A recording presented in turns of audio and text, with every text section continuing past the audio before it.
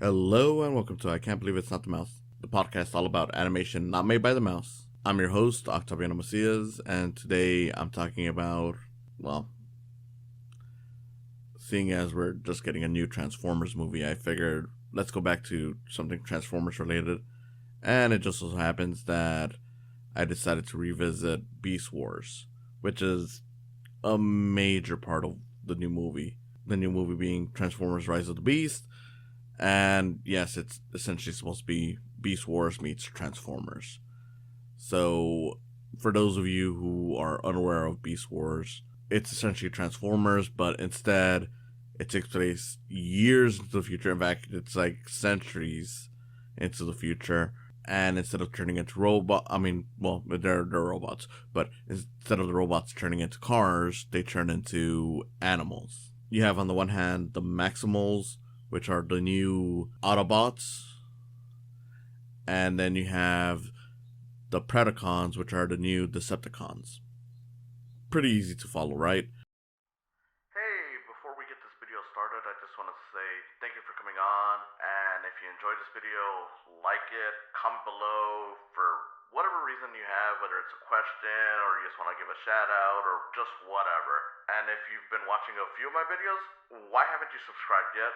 I mean, I'm sure some of you already have, but if you haven't, please consider subscribing. It won't hurt. It will get you more of my content. And if you really want to see some more stuff, ring that bell. Again, thank you for coming on, and I hope you enjoyed the video. So, Beast Wars. This was a show that was around in the late 90s. This was a show that I saw way back when I was in kindergarten, when it was new.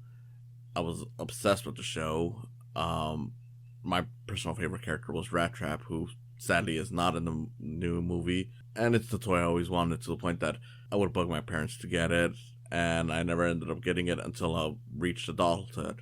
In fact, I don't know if you can actually see it, but I actually do have Rat Trap right over here, both in his standard and Transmetal form.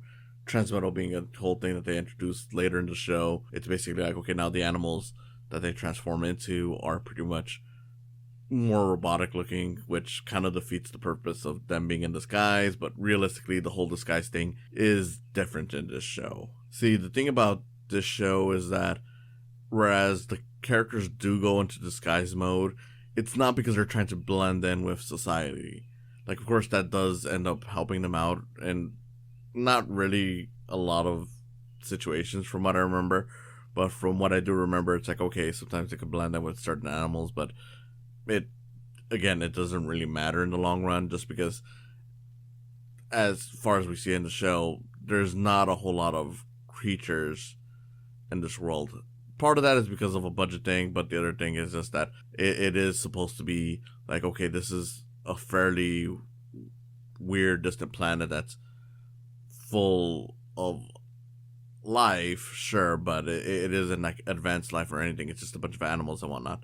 I don't know if it's ever really established throughout the show, but it almost feels like they traveled back in time to an Earth where people hadn't been around yet. But again, I don't entirely know whether or not that's ever been fully established, especially since you have some of the characters being dinosaurs on the bad guy side. So that's actually kind of a cool thing, is that once again you got the heroes being animals that are normally considered more friendly or at least more peaceful, whereas the villains are normally like dinosaurs or insects, pretty much like the creatures that most people find dangerous. And that's kind of a basic setup, but it is something where it's like, yeah, that's kind of effective for what they're doing. And yeah, it is a basic setup. The big difference here from the Transformers iteration of this series is that, and here at the start of it, it's supposed to be like, okay, we've actually been at peace for a while now. There's no actual war between the Maximals and Predacons. And essentially we're assumed to believe that Megatron is really just, in this version, is really just like a renegade Predacon who's just trying to restart the war. Again, we don't really learn much about the Predacons beyond the characters that we know. As far as I remember, we can assume that maybe he's just an outlier, kind of like if you've ever seen Guardians of the Galaxy, the first one, where you have the Kree and the have Ronan trying to destroy Xandar, and like the Kree aren't really about that anymore, but at the same time they're like, yeah, that's your problem. That kind of seems to be the gist of what we get out of Megatron and his Predacon faction. But yeah, Beast Wars, thing I saw as a kid, and you can definitely tell the animation is not good in this. But to be fair, this was CG animation in the late 90s, for TV on top of that. And yeah, I mean, I'm not going to pretend that it was good even back then, especially because we had stuff like Toy Story already out. I mean, by the time this show ended, we had already gone up to Toy Story 2, so CG animation was definitely a lot better in theaters, but to its credit, it's like, look, this was still expensive tech, and it was also kind of what made the show good. I'm going to get into that in a bit. Like I said, it's not really all that amazing to look at, but at the same time, you gotta at least marvel at the fact of seeing how far we've come. For what it's worth, I've heard some people say like, oh, it's like an eyesore, it's really bad to look at, and I'm like, I mean, look, it's not a great looking animation, but I'm not gonna act like it's gonna give me a headache just looking at this for a few hours of the day or whatever. It looks dated, sure, but it's charming for what it is. It's not good, but it's efficient. You can tell what's going on. A lot of it is kind of laughable because you see a lot of animation just clipping through, or characters having dead-eyed expressions.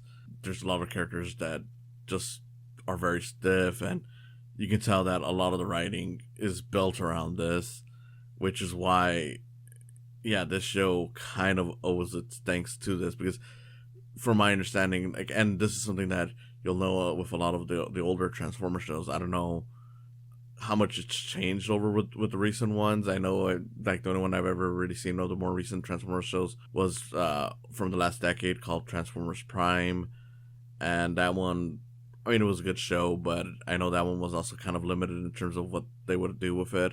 But with this one, because of how expensive the tech was, they were like, okay, we can't do the same thing we did with the original show, where we'd have like a rotating cast of like villains and heroes alongside the main ones. We're gonna have to stick to like 4 or 5 good guys, and then like the same amount for like the bad guys.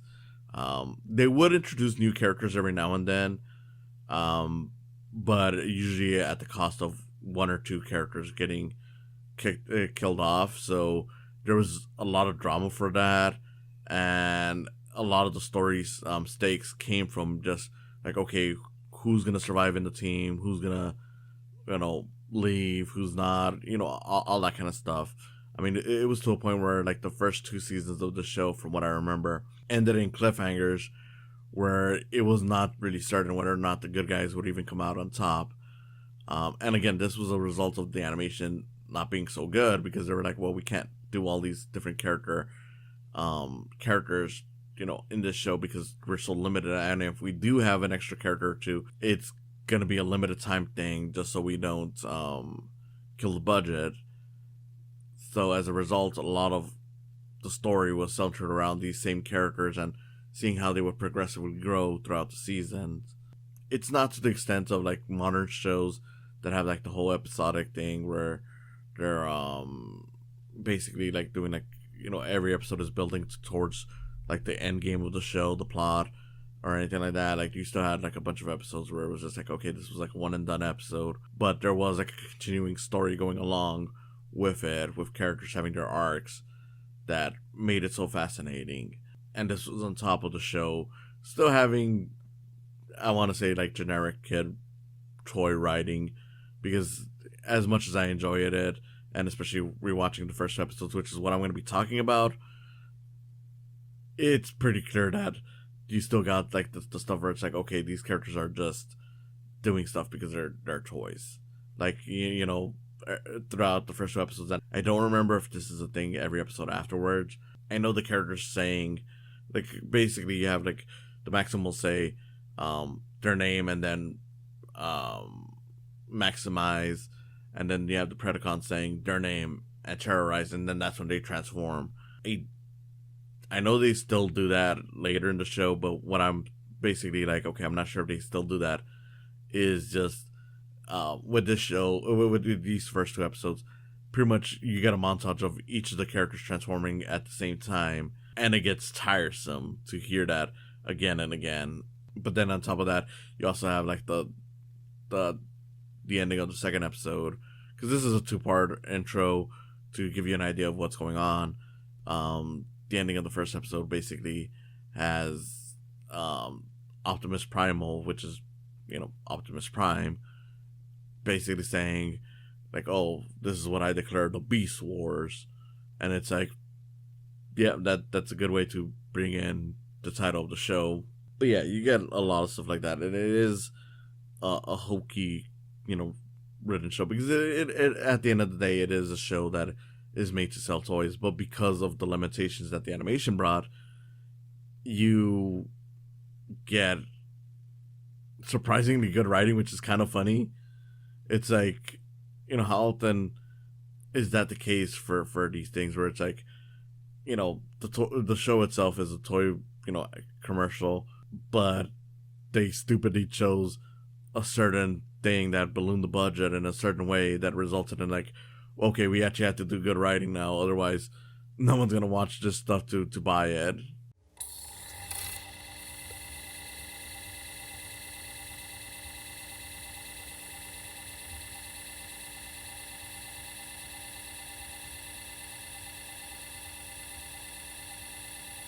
But yeah, so we do the first episode, and again, it's the same setup as pretty much any Transformers thing. You got your good guys, you got your bad guys. The good guys, the Maximals, who at the start of the show, they're pretty much just supposed to be going out, I guess, traveling across the galaxy just to look for different things. They're not really meant for battle, as they point out. These good guys are consisting of Optimus Primal, Cheetor, which is like the young rebellious guy. You have Rhinox, which is pretty much like the second in command for the most part, the one that is more level-headed. And then you got Rat Trap, who, again, my favorite character, who is pretty much the more smart aleck, cowardly character, who's kind of like more aware of like, dude, are we really doing this stuff?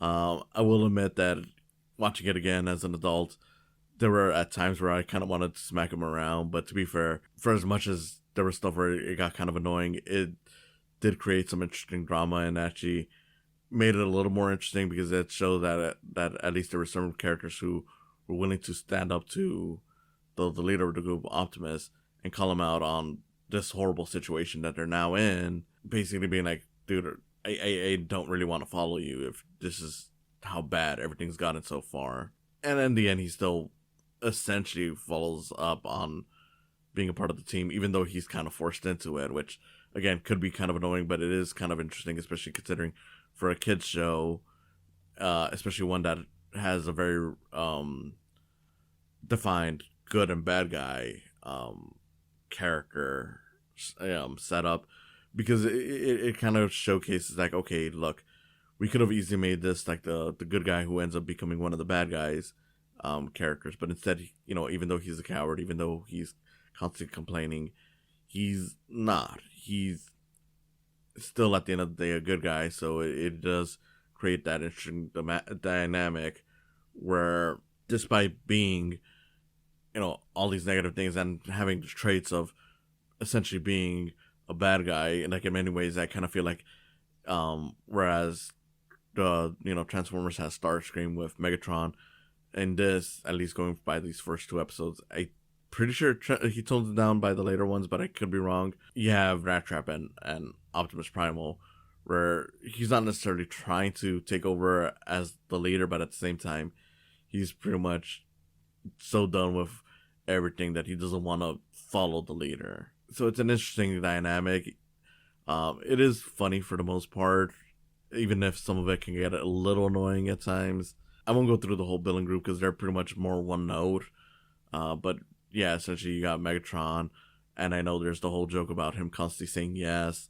You have Dinobot, who at first you think he's gonna be like the Starscream of the group because he's even challenging Megatron for leadership, but he gets quickly knocked out and instead decides like, okay, you know what, I'm gonna switch sides over to the Maximals. At first, he's pretty much just like, oh, I'm just gonna challenge the leader and take over as the leader to get revenge. But you see the little progression of him basically becoming a Maximal after the fact, which again adds to the interesting layer of this show where some bad guys could become good guys, and then on top of that, you have like the various assistants. You got, Wasbinator, which I remember being kind of like the joke of the group.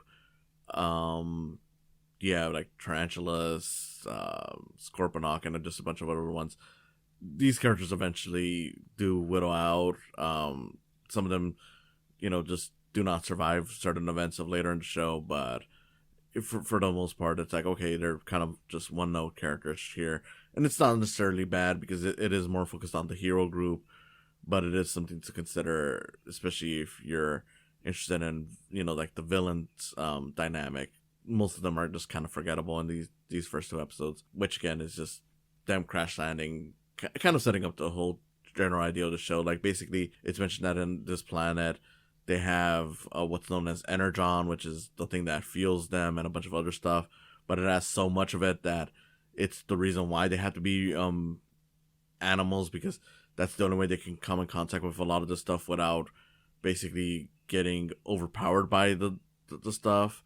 Which again, it adds an interesting idea of like, okay, this is why they're still disguising themselves, even if they're not really necessary. Like, there's no real reason to it, and it has a whole aspect of it. Like, okay, if they're in robot form too long, and while they're fighting, it'll result in them basically dying, so to speak. So that's why they're kind of plan out how they turn into robots, how they turn into animals, and all that stuff. And like I said, it's a very simple plot line. Like the first episode is just setting that up. The second episode is adding more of the drama to it. Like, it starts off with Dinobot challenging Optimus. They fight. The Predacons find them. They try to take advantage of the situation, and in trying to take advantage of the situation, they end up finding a whole mountain full of this energon stuff. So it becomes a race of like, okay, the heroes and the bad guys, going on their own ways, trying to get to that mountain to get all this stuff, because of course all that fuel is necessary. And along the way, you have the various Maximals basically distrusting Dinobot, because he of course comes along with him, while Optimus is basically trying to convince everyone like, look, he's with us at this point, you should trust him.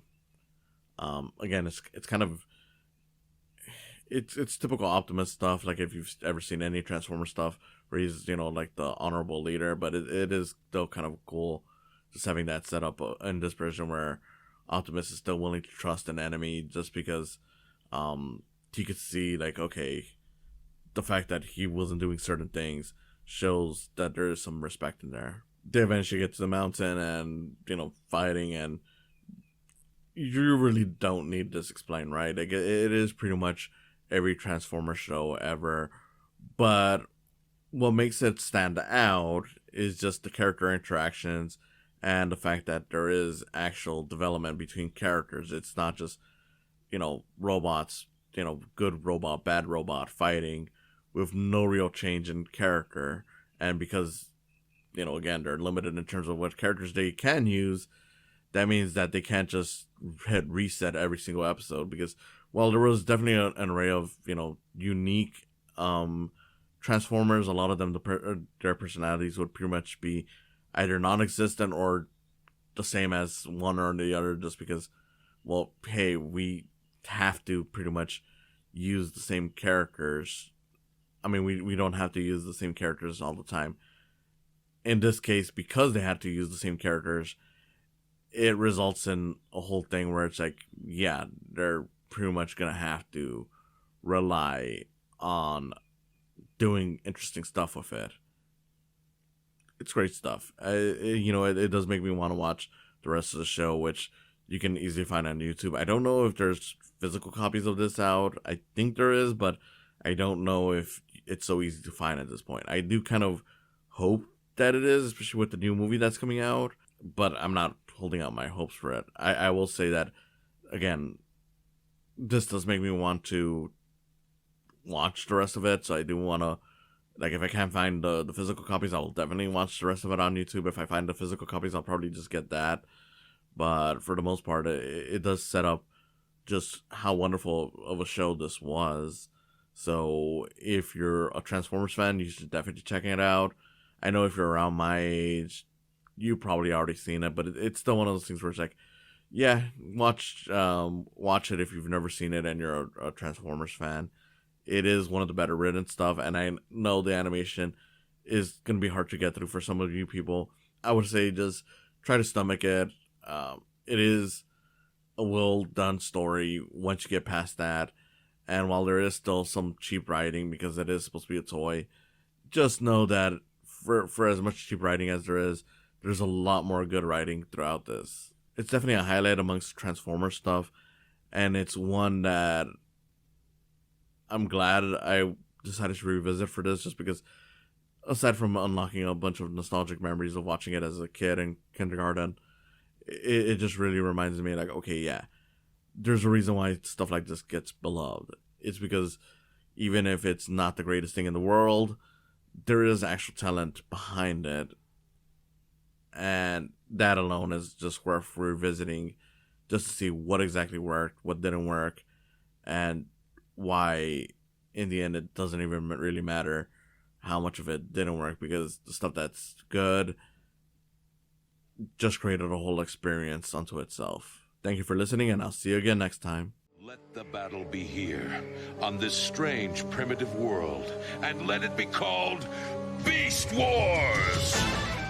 Thank you for coming on today. If you enjoyed this, please consider subscribing to my YouTube channel, where you'll see video versions of these podcasts. And if you just want to listen to them, there's always the option of just following the podcasts on their various sites, whether it's Spotify, Podbean, or Apple Podcasts. Whatever you choose, I hope you continue enjoying these. And if you want to support me even further than that, there's always the option of Patreon. With Patreon, even just $1 will get your name on the video versions of this and on other videos that I may do outside of these podcasts. A few dollars more gets you some behind the scenes info, and as this continues to grow, you'll find that there's more perks to it. So I hope you consider supporting me through Patreon as well. In any case, again, thank you for listening, and I hope you have a wonderful day.